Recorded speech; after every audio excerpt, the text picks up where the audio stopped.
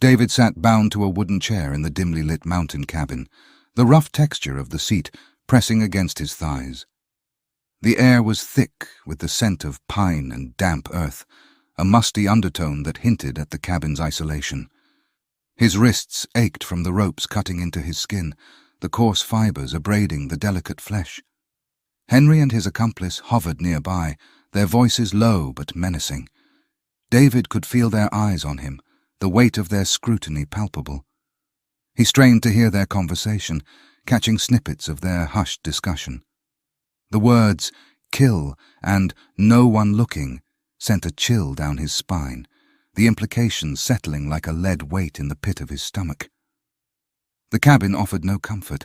A single bulb hung from the ceiling, its dim glow casting an eerie golden hue over the scene. David's heart raced, the pounding of blood in his ears nearly drowning out the voices of his captors. The men's movements were calculated, their expressions unreadable.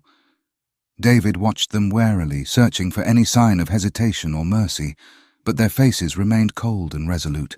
The cabin offered no escape, no avenue for him to flee. He was trapped, at the mercy of these ruthless men who had decided his fate. The realization weighed heavily upon him, a sense of dread and resignation settling in the pit of his stomach. In the isolation of this remote cabin, the consequences of his wasted life hit David hard.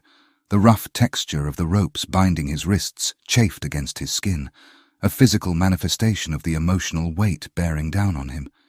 He had pushed his family away, abandoned the faith that had once been a comfort. Now he was truly alone, with no one to save him. David's mind spiraled, drowning in the realization of his mistakes. Tears threatened to spill, but he fought them back, unwilling to show weakness in front of his captors. For the first time in years, he longed for the warmth and security of the faith he had left behind.